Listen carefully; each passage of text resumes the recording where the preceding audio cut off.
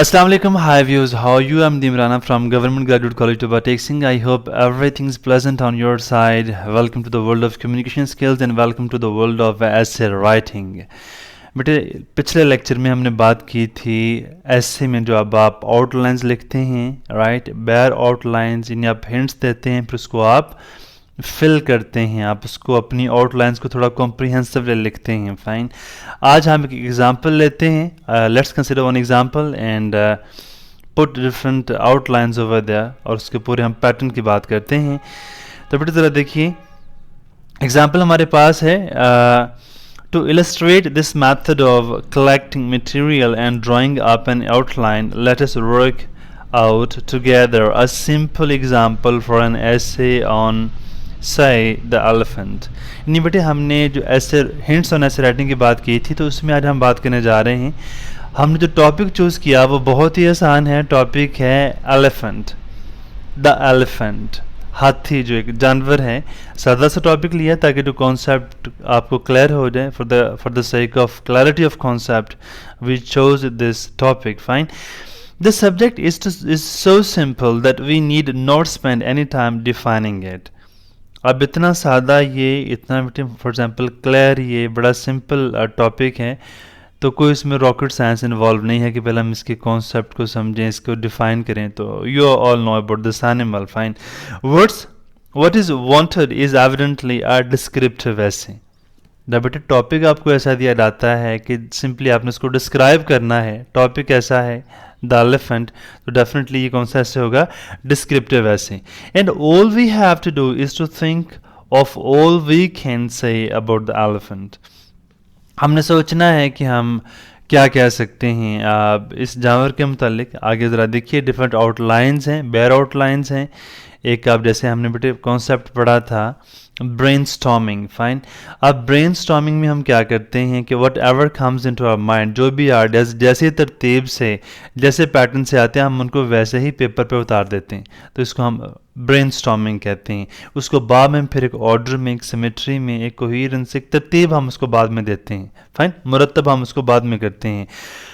So we can set to work at once catching and caging our birds. हमने पिछले lecture में पढ़ा था यानी ऐसे लिखना बेटे, आइडियाज़ को इकट्ठा करना ऐसे जैसे आप किसी बर्ड को केज कर रहे हैं, किसी को पिंजरे में आप बर्ड को रख रहे हैं. और in other words jotting down as they come into our mind.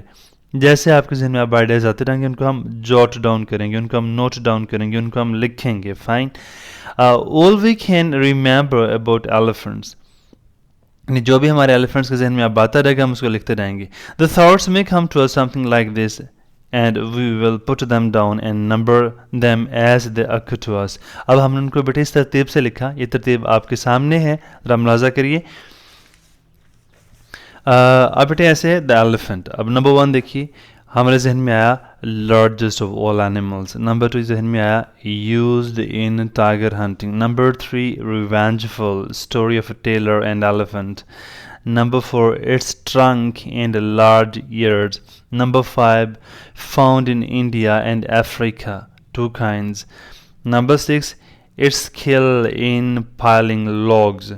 Number 7 its great strength. Number 8 in India used in state processions.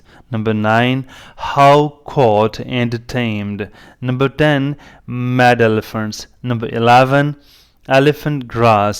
Number 12 its tusks hunter for ivory. तो इसके बेटे जो मतलब दांत वगैरह हैं वो for ivory, right? You know that the howdah and mahout. ये देखिए बेटे जो हाउडा वर्ड है ये जो जिसको हम कहते हैं ना जैसे एक सैडल होती है, एक सीट होती है जैसे साइकिल की होती है. फाइन, इसी तरह जो covered part on the back of an elephant, fine, किसी हाथी के ऊपर जब हम बैठते हैं तो उस एरिया को जहाँ पे हम बैठते हैं उसे हम क्या बोलते हैं, हाउडा. फाइन, एंड नंबर 2 जो वर्ड यहाँ पे माहाउट है, माहाउट का बेटे मतलब होता है जो कीपर ऑफ एलिफेंट, जिसने या ड्राइव जो कर रहा होता है, ड्राइवर एलिफेंट का या उसका कीपर जिसने उसको रखा होता है. नंबर 14 देखें Story of blind man and elephant. Number 15 in old times used in war. Number 16 its intelligence. Number 17 feeds on leaf and grass. Number 18 decoy elephants and kedas. 19 can draw heavy loads. Fine. अब बेटे ये जो लिखने का बोलने का मकसद ये था, फॉर एग्जाम्पल जब हम इस ऐसे के मतलब लिखेंगे तो ये आइडियाज़ हमारे जहन में इसी तरतीब के साथ आएंगे. फाइन. अब हमने क्या करना है, ये जो तरतीब है ये स्टैंडर्ड नहीं है, अब इसको हम एक ख़ास ऑर्डर में लेके आएंगे. वो ज़रा देखिए. There is a plenty of material, but it's in no order, but it will want lot of sifting rather before it can be saved. इसकी बेटे हमें शिफ्टिंग की, सिफ्टिंग की, इसको हमें छानना लगाना है यहाँ पे. अब हमने इसको फिल्टर करना है. जो चीज़ें लेस इंपॉर्टेंट उनको हम यहाँ पे मतलब उनको हम स्ट्राइक आउट कर देंगे, उसको हम शेक ऑफ कर देंगे. A little scrutiny will show that they may be arranged in groups under different headings. अब ज़रा देखें बेटे, नंबर 1, 2, 4, 7, 12 एंड 16 जो हमने अभी पढ़ा, इस ये जो हेडिंग्स हैं आपके. नंबर 1 में बेटे largest of all animals, number 2 used in target hunting, tiger hunting. Number 4 हमने पढ़ा it's trunk and large ears. Fine.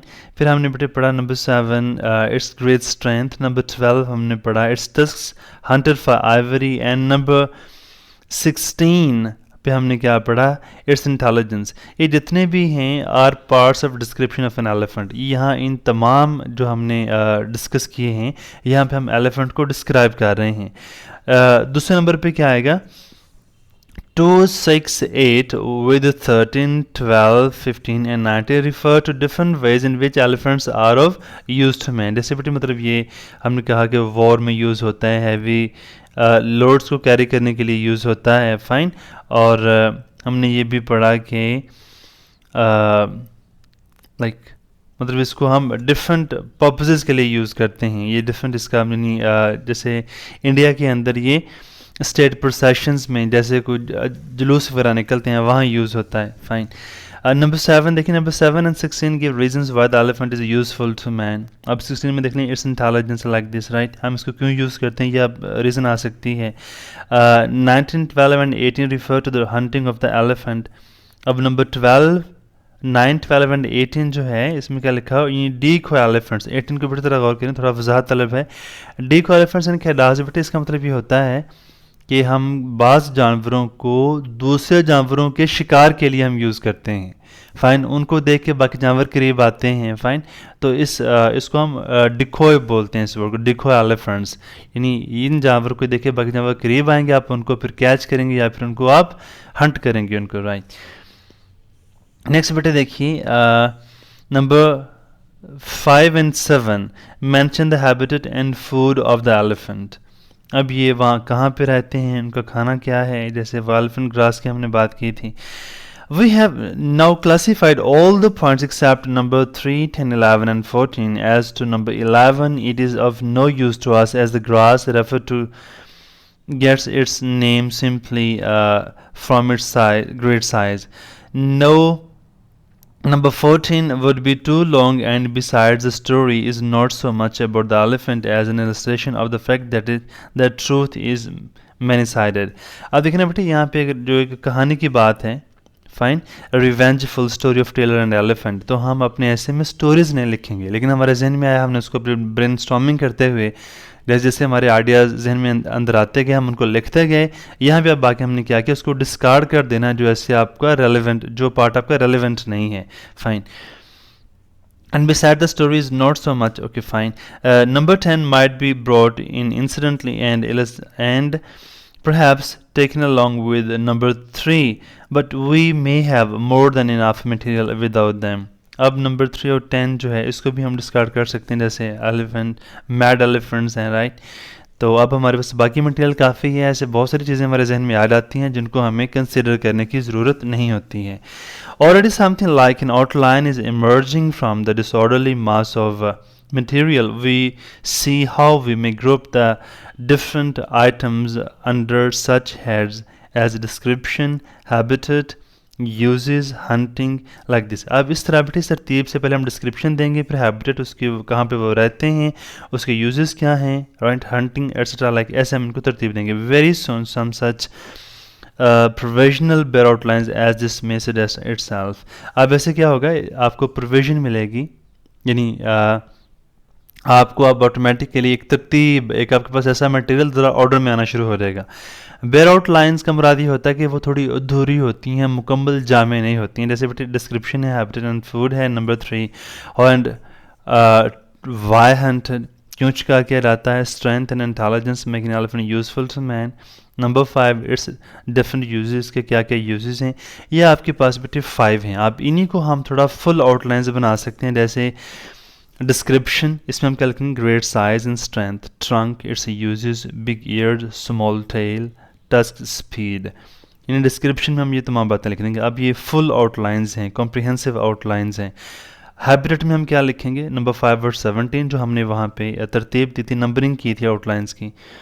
Found in Africa and India, two kinds, lives in herds, feeds on leaves and grass in jungles. पत्ते खाते हैं, घास खाते हैं, जंगलों में रहते हैं। दो किस्म के होते हैं, एक अफ्रीका में पाए जाते हैं, दूसरा इंडिया में पाए जाते हैं। नंबर 3 हमने क्या पढ़ना था, of great use to man because of the strength and intelligence. इसमें हमने नंबर 7 और 16 ऐड किया। डिफरेंट यूजेस हमने देखे, जैसे draws, heavy loads, piles, logs, fine, लकड़ियाँ वगैरह, मतलब ऐसे वो पायल कर सकते हैं। Number C, used in tiger hunting, howdah and mahout, कैसे ऊपर बैठना, फाइन, उनका कीपर साथ, उसकी हम बात करेंगे। Use in barrels in old days, पुराने दिनों में ये जंग के लिए इस्तेमाल होते थे। E, used in state procession in India, India में स्टेट प्रोसेशंस के लिए। फाइन, जैसे मैंने अभी बात की जलूस वगैरह के लिए, ये हम बेटे कहाँ पे लिखेंगे, जैसे इनके ग्रेट यूज़ हैं। नंबर 3, नंबर 4 पे हम लिखेंगे elephant hunting, why and how, hunted for ivory with elephant guns, यानी वो इन गन्स के साथ इनको मतलब शूट किया जाता है। और caught alive to be tamed, और बाज़ को ऐसे पकड़ते हैं और उसको बाद में टेम करते हैं। Decoy elements entice heard into Kheda, यानी ये होता है कि जिस जगह पे उन्होंने मतलब उनको इकट्ठा करना होता है।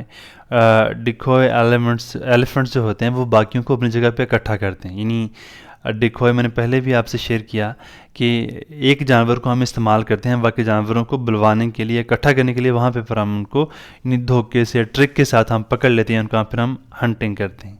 तो ये बेटे देखिए, आपने मतलब इनको देखा कि बेयर आउटलाइंस थी, फिर आपने देखा कि फुल आउटलाइंस होगी।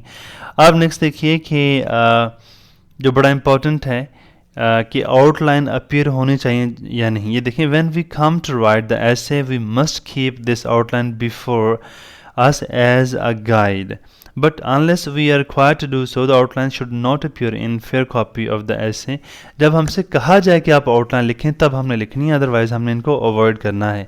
इन examination the outline can be written on the left hand page of the answer book on which scribbling is allowed. यानी इसको आपने कहाँ पे करना है कि आप लेफ़्ट साइड पे इनको आप लिखेंगे जब आपने ऐसे स्टार्ट करना है। एग्जामिनेशन पॉइंट ऑफ व्यू से आपने ये बात जहन में रखनी है।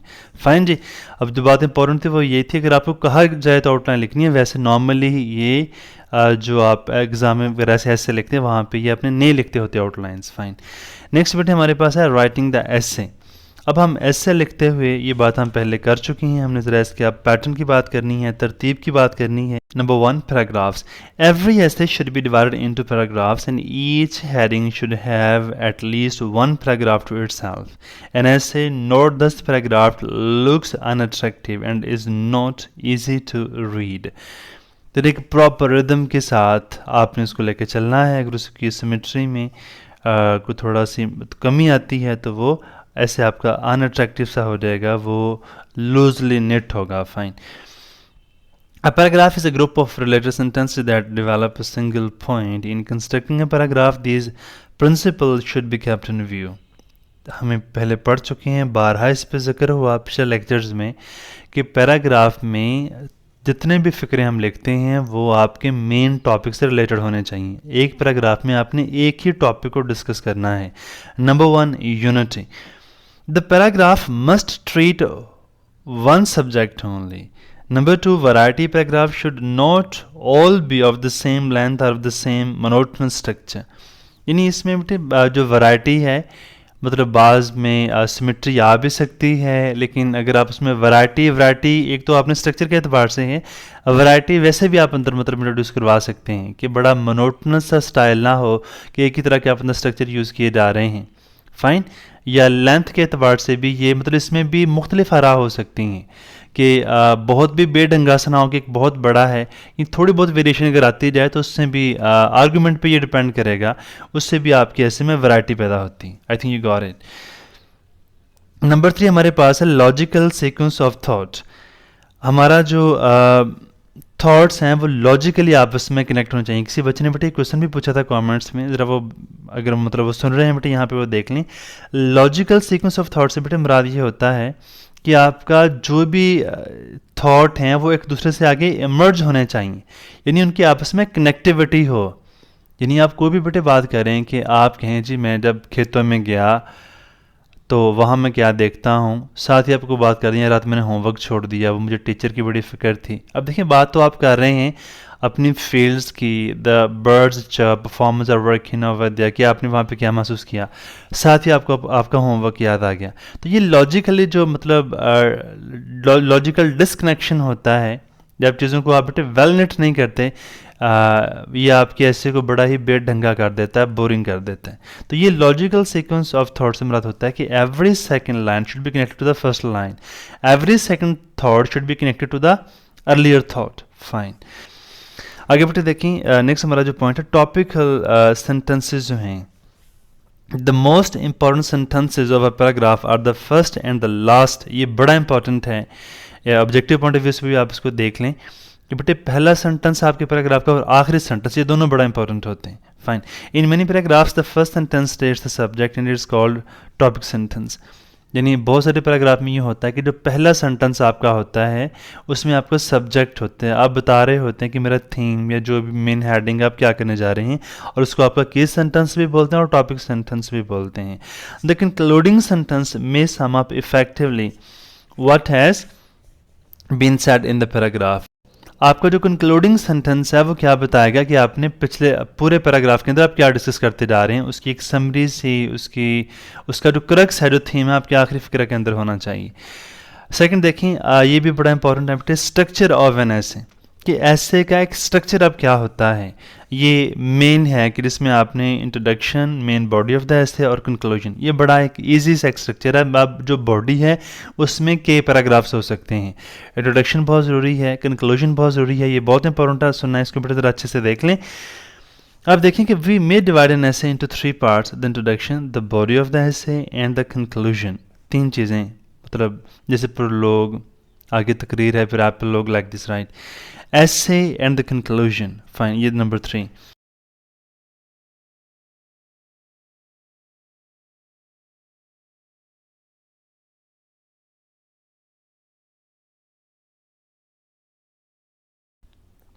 पहला हमारे पास पॉइंट आता है इंट्रोडक्शन।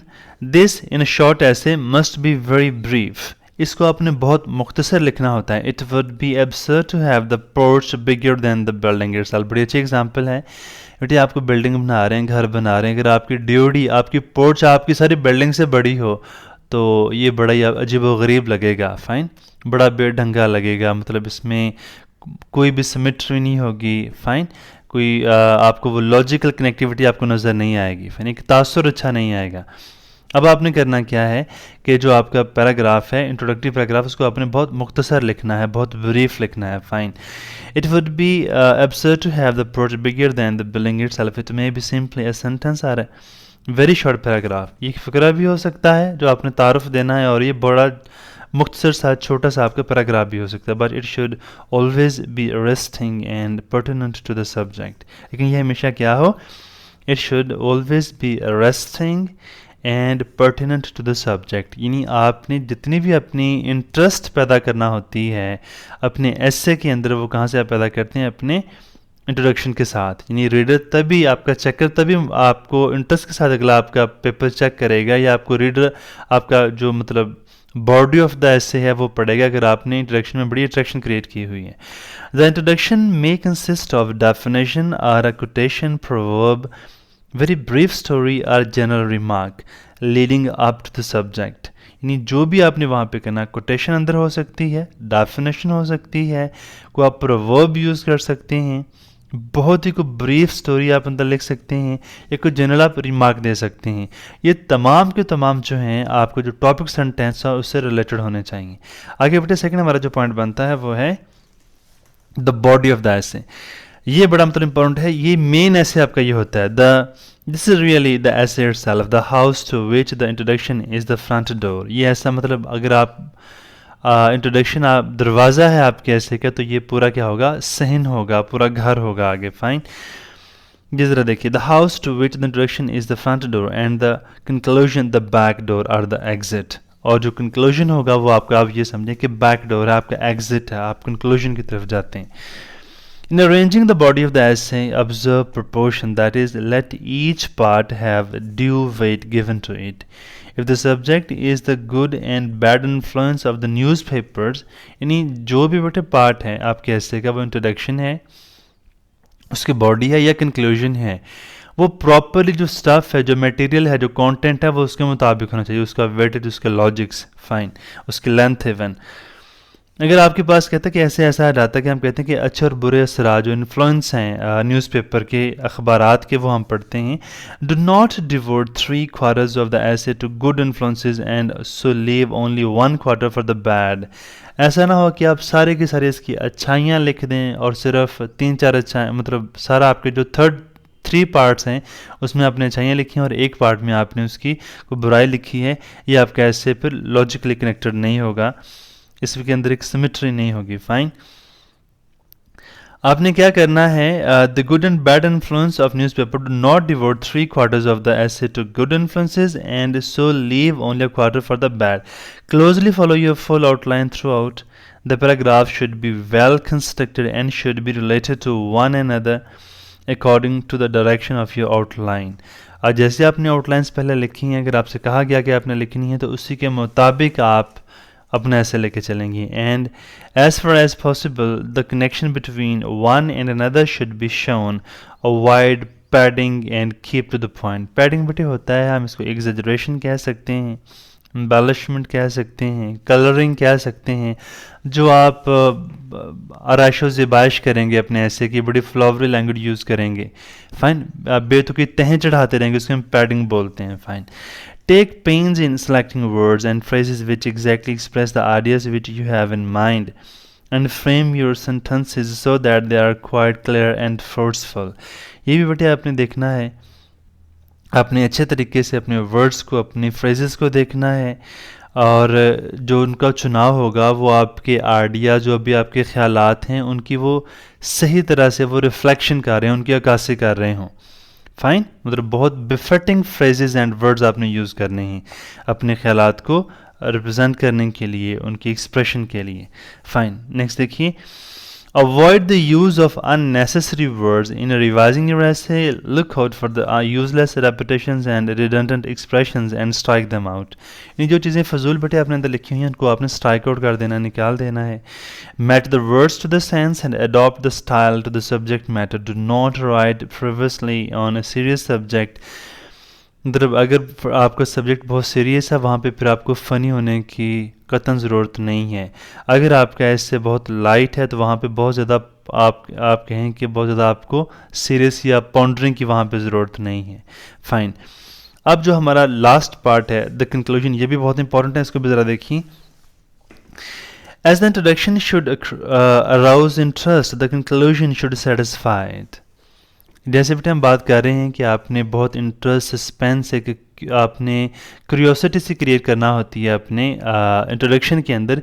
इसी तरह हमने क्या करना होता है, जो जो क्यूरियोसिटी है, जो प्यास है वो बुझनी चाहिए कहाँ पे, आप कंक्लूजन के अंदर। देखिए ज़रा इसको, an effective and satisfying end to an essay is as important as an arresting beginning. ये इतना इंपॉर्टेंट है जितना कि arresting beginning ज़रूरी थी।